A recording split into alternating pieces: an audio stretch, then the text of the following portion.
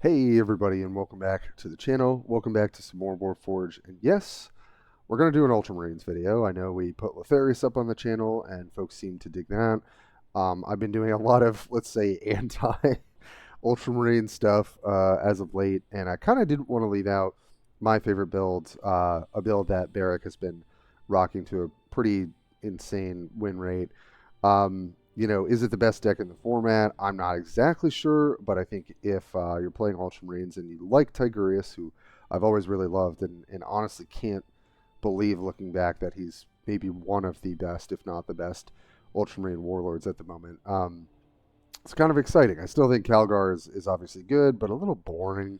Um, you know, Varro or Tiggy, all the different names for this guy, can have some pretty like nuts combo potential, and I think this build in particular has some really great play into the mirror. So I know we're all tired of Ultramarines. I definitely feel similarly, but I feel like I would be doing the wrong thing as a content creator and a competitive player if I didn't put some other Ultramarine build on the channel. Maybe we could do Calgar, but honestly, I think it's pretty similar. And I think I just prefer to play Varro anyway. So, thank you all for the support, checking out the Twitch streams, the VODs on YouTube. Hoping to do some more streams in the future, but we're kind of back on the video grind, as it were. So, yeah, thanks as always, and let's just get into it. So, I don't think there's a ton I need to explain here. Really, what I want to highlight are 3 battle logs, and we definitely got a loss in there, and I kind of want to highlight that specifically because the deck can lose, and I kind of want to look at why it might have lost from our perspective, but also from the warlord that we played against. And then obviously we'll look at 2 wins, because usually having 3 battle logs I think is a good way of getting a feel for the deck. For those who maybe have not done Ultramarines, or maybe they're getting into it now with, they got the Tech Marine in the store today, so there might be people picking stuff up now, and I don't want to miss out on sort of, putting that out into the community. So Barric has been tearing up the ladder with this build, and it's just so well suited for the mirror match, and I just kind of want to highlight that, consideration that Barric has really definitely found a build that is kind of doing the most busted things. I think also comboing off with Varro, Tigurius in a way that other Space Marine warlords can't do, and why it's so good for the mirror. I think first I want to highlight just how many stratagems there are, which there aren't that many. There's two insights, Humanity Shield, 2 rapid deployment, which I sometimes toy with. I don't like this card overall in terms of design, and it can feel kind of low impact, but this deck has a lot of ways for it to be very high impact. Battlefield Supremacy just really is, this card used to be unplayable, and now it is kind of, I would say, the premier strategy for Ultramarine decks. And then we've got 1 Inspired Retribution, and I won't jump the gun here, but Repulsor Executioner kind of does a good impression of that. And that's it, right? So you're just kind of have the essentials, I would say, in there, and that's probably what Barric figured out. And I think, I'm not going to go through everything else here. You're going to be running all of the decent vehicles. Scout Bike can actually be quite annoying and like kind of game warping into certain matchups. I'm thinking mostly of Junith here, as if that matchup wasn't already in favor of the Ultramarine. Scout Bike does that, elevates that even more so. And when you go Tech Marine after Scout Bike, it sometimes feels like you're just getting away with murder. I think, something to highlight here is Apothecary Polixis. I feel like this is the deck that takes advantage of this card the best. I've been trying to fit this card into Ultramarine builds way before they were busted, and right after the card was changed. And I just couldn't really justify it. Felt like we were going too aggressive, but I still loved having that 1 slot, because sometimes healing 2 to 4 gets you out of range of certain lethal against certain board states and warlords, and I just found that it could be so good if you also had some of the tankier units like Impulsor, which has a lot of health, and just keep them healthy. So I think that's a really great application of that card. Definitely want to highlight the Blade Guard Veteran as well. This one was kind of a head scratcher for me, but Barric actually wrote up a whole post in the community, either in Imperium or under the deck building, And basically it was like, when you play this on 4 energy off of a deployment, it just helps you set up everything else. And it's a Vanguard unit in which most of these decks are not running them, right? This can also tank, it will die, but it will tank 2 shots to the face from Predator. And I think we even see that in one of the games where, okay, that's 8 health I didn't lose, right? Yes, it killed my unit, but, having just some sort of defensive Vanguard unit that can be potentially a real roadblock for your opponent in the mirror matches as well, I think is a really nice tech that Barric added. Nothing else really to see here. You're running obviously 3/7 drops because they really benefit from rapid deployment. Same with Repulsor Executioner. And obviously the main application of this is dealing 8 damage to a Predator tank, kills it, and then I have a big tank on the board, right? Also, this has whopping 12 health, even though it doesn't have armor. So this is soft, obviously, to things like Inspired Retribution. Predator is too. But this rally effect also just is good into other things. So when you play this on potentially 8, potentially 9, potentially 7 if you're really living the dream, it is just a massive problem. And so you've got really 5 massive problems at the top of your curve, and then you've got some kind of mid-range problems here, and then a bunch of synergy and a bunch of codex and a bunch of really illegal stuff, I would say. So that's essentially the deck. I think we'll just get into 3 games, battle logs, just to showcase it. I'll definitely get more gameplay up on the channel with Ultramarines, but I've been trying to stay away from that until that. So let's start with our loss. And I think that this is just a good example of how Ultramarines can find themselves in a pretty sticky situation. And Barric hopefully will see this video and then comment if my mulligans are good or not. To me, when I'm playing into Zephyr Blade, I want to consider, potentially some early game stuff. Scout Bike obviously gets cleared extremely well by them.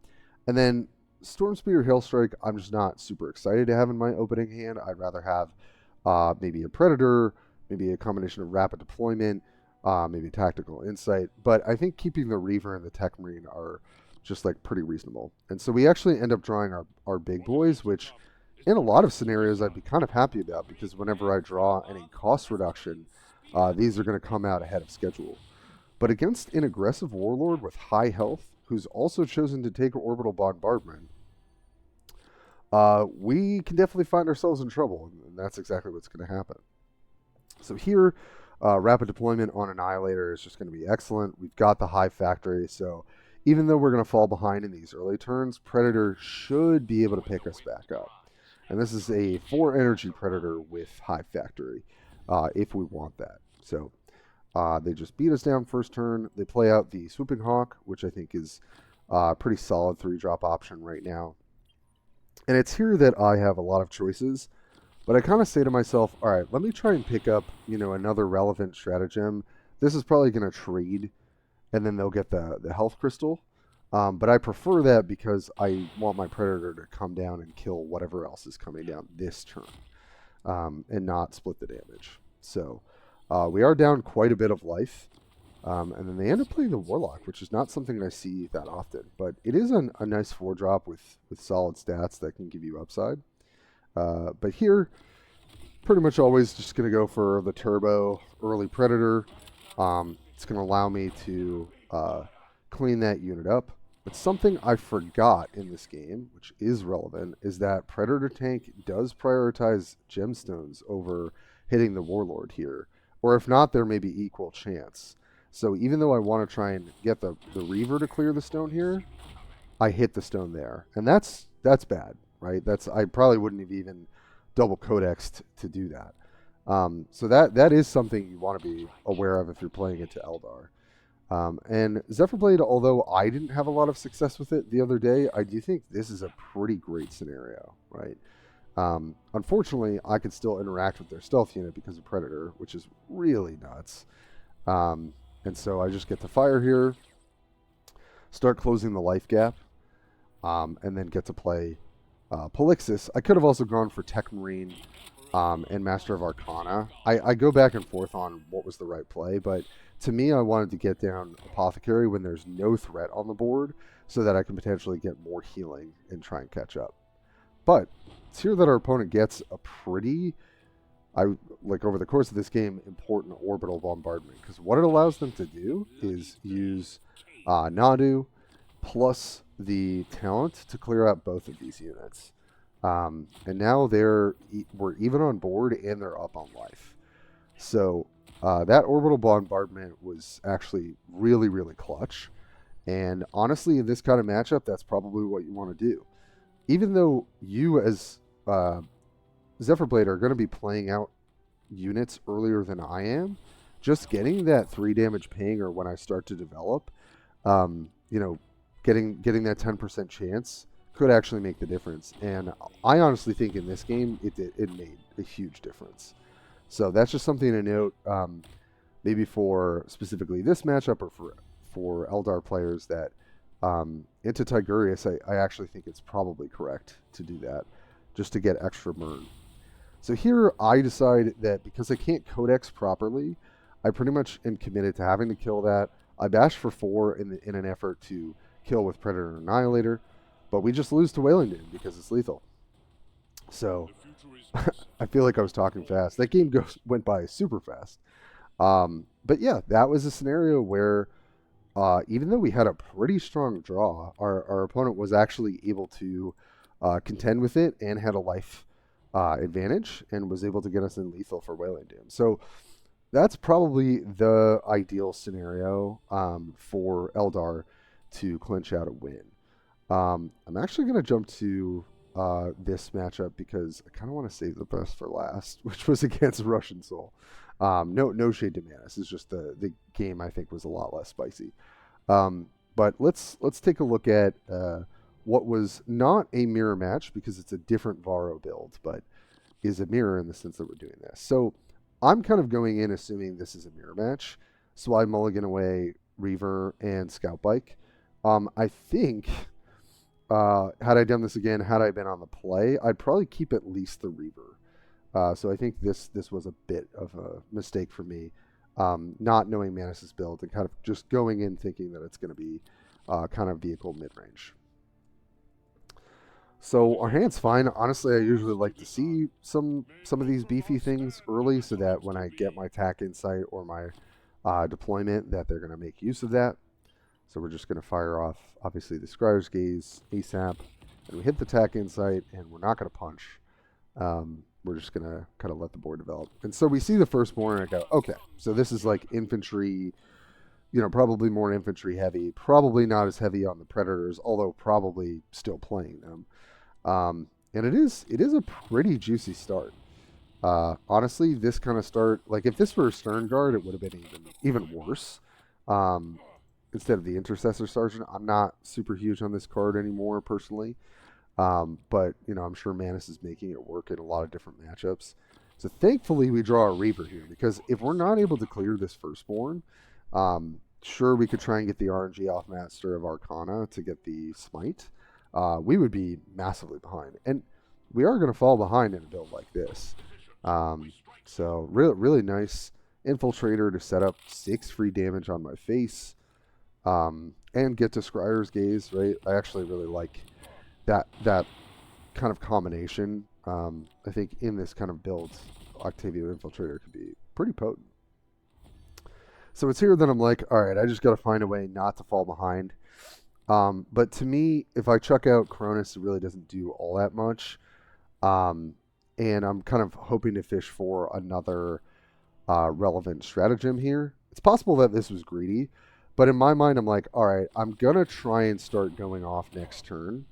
And the fact that I hit Librarian, we're going to see how much this 5-cost Librarian nets us in this game. And it is a lot, but we're going to take 7 here, right? And so we are just falling more and more behind, but it's usually around anywhere between 5 and 7 energy. That's where this build turns on. So we're going to get to chuck out the Librarian. We have a lot of options here, but Impulsor is just not going to be impactful enough. This allows me to clean up the Sergeant very cleanly, and then I'm going to attack Insight to play, I think it's the Scout Bike here, just because it's a unit they might want to deal with, and then reshield myself. And I don't really want to go searching for another thing. I'd rather put like something on the board, and I'm very happy about that attack, because it usually means the librarian's not going to die. And in this setup, although they're getting their board set up, next turn we're going to be able to clear pretty easily and still have a librarian on the board, which is not what you want to have to deal with against the Space Marines. So, but yeah, Manus is developing a board, trying to be as aggressive as possible. But it's here that we actually get to make pretty good use of smiting on the chaplain to guarantee that we can clear it with Tiggy, and getting the shield on, and then we can use our librarian to clear the eliminator. And pretty much after this, it's just off to the races, right? Because next turn we've got Predator coming down. We even got the Humanity Shield to make sure that we don't get lethaled out ahead of time. And now we have pretty much a full board that they have to deal with.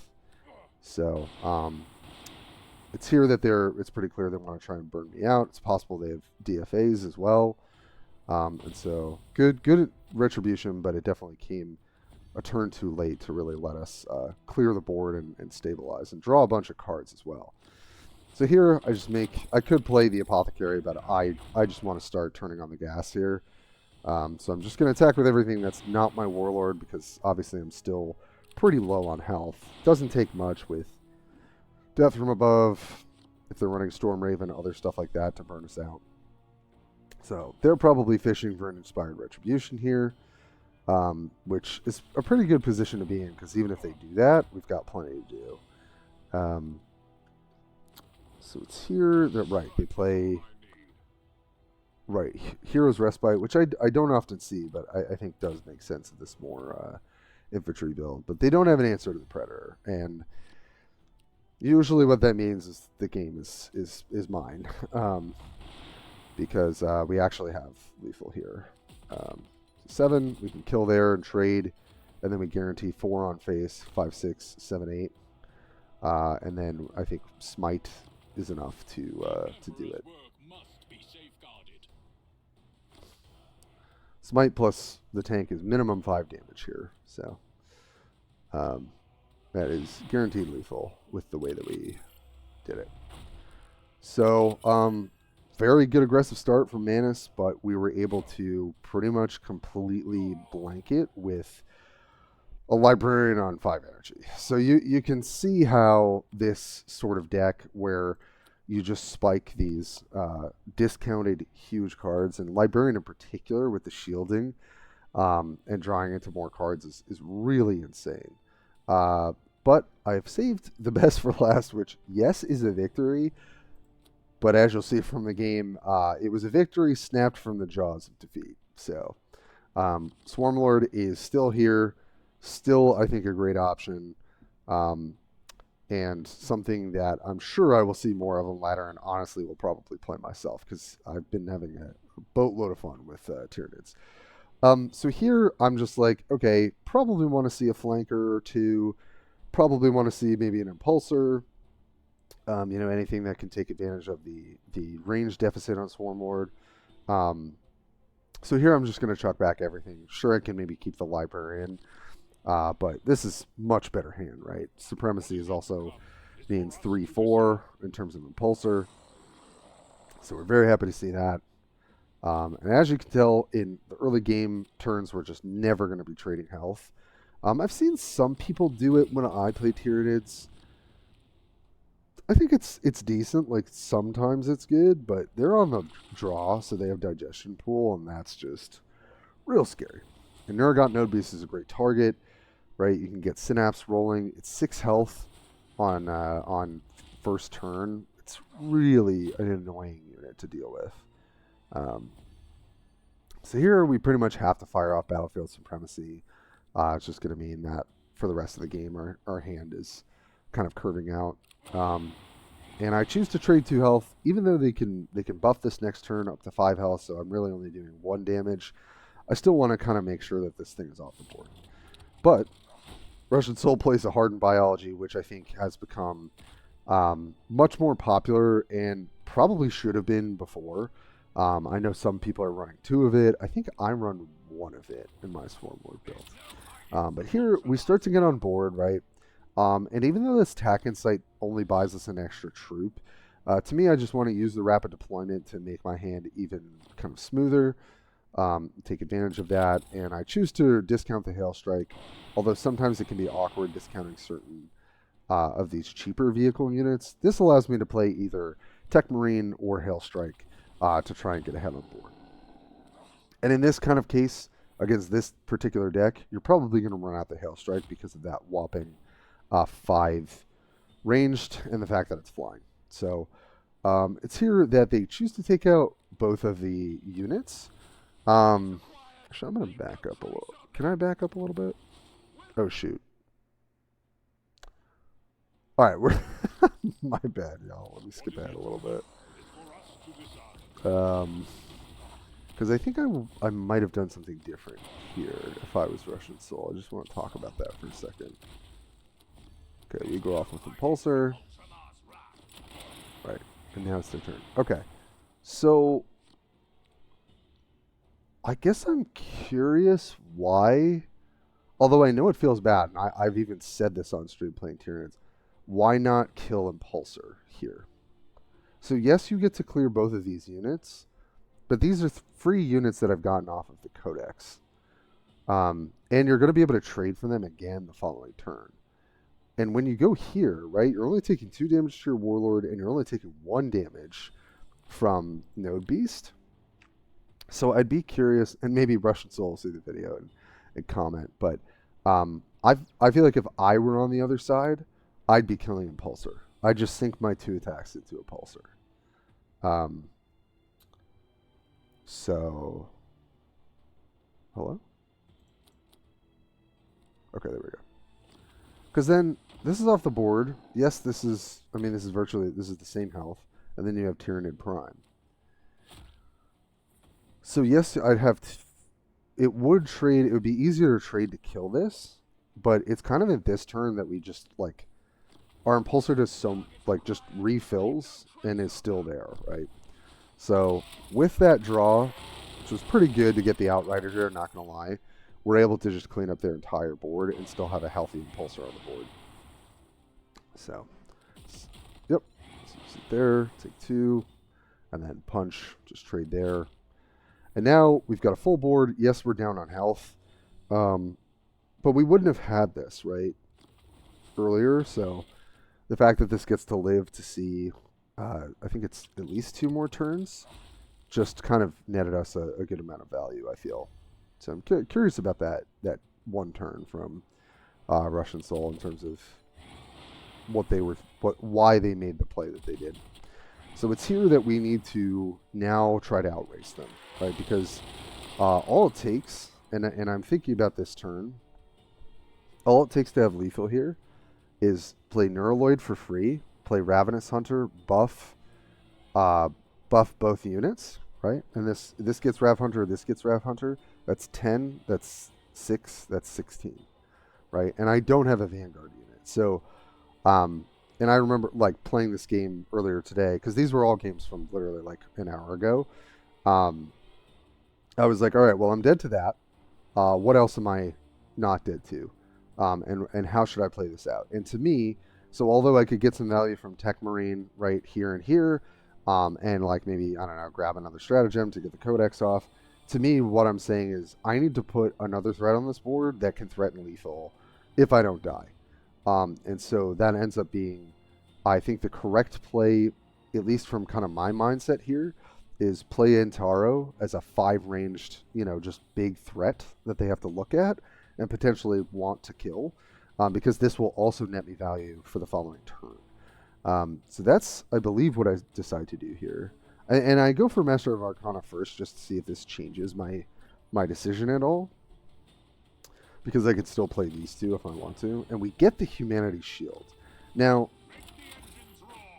I basically say to myself, I know the line that I'm dead to, but if they don't have exactly those 2 cards, I don't think I'm dead here. Now, that might have been a little greedy. It's possible that basically I just say, okay, I'm not going to Codex here. right? Because I had 4 energy, and I just go Humanity Shield, attack face, play the Scout Bike. But we also get a little bit of value from the Codex trigger, so it's basically you just got to ask yourself, like, what are the numbers? And because I think the only way that we die at 16 health is Neuraloid Rav Hunter, like, it doesn't work if they have a 3-drop Synapse or some other Synapse carrier, I guess, unless it's another Neurogaunt beast. So I don't know what the numbers are here exactly to what I can die to. So maybe this is greedy. You guys can let me know in the the comments. But it's here that I basically just go, I am behind. I got to just take every advantage I have. And as long as I don't die here, then I'll Humanity Shield. So they've got the Adrenaline Surge, and they do have the Rav Hunter. But they are short 1 damage here. Because this is 12 plus 3 is 15. Because they didn't have the Neuraloid. So they actually had one of the pieces to kill us. But we have enough for basically lethal here, I think, right? 10 plus 3, 13, 14, 15, 16, 17, 18, 19. And we've got the Heroism. So I think I was like, oh, but I guarantee it with Smite. But I also guarantee it with my face by playing Humanity Shield. So Spear McCrag for good measure, in case that somehow changes anything. But also having Humanity Shield here was incredible. But we almost lost. We almost lost. So I think, looking back at that game, right, because you're not going to be able to interact with a lot of what Swarmlord is doing. Because I know the deck a lot better now, and I knew the lines that could probably kill me, I wouldn't fault anyone for playing Humanity Shield there. And I tend to get pretty greedy with that card, so that was kind of a lesson learned of, like, you went to 1 health. Like, might have been a good idea to Humanity Shield so that they had to attack the board. And then, yes, it maybe takes a little bit more, and hopefully you don't die to something the following turn. But it was a pretty spicy game that I kind of wanted to end the video with here. So anyway, I hope for those who are playing Ultramarines, who do want to play Tigurius, that this video is helpful. For those who are tired of all the Ultramarines, sorry about that. Well, at least here you got to see my butt get kicked almost twice. So that, there's a little bit of some satisfaction maybe there. Yeah, I still feel like I'm learning how to optimize the deck. Obviously, the deck's incredibly powerful, so sometimes it just doesn't feel like whatever you do is going to be good. Yeah, wanted to get this on the channel. Kind of wanted to shout out Barric again for just being an incredible player, and building a great deck. I know that sometimes things can get a little heated on Discord in the discussions, but I do like that there can be a lot of vibrant discussion, and just the fact that shared the deck list, very open, shared their thoughts on it. Here's to good community stuff. But thanks as always for checking me out and sticking with me, and I will catch you next time.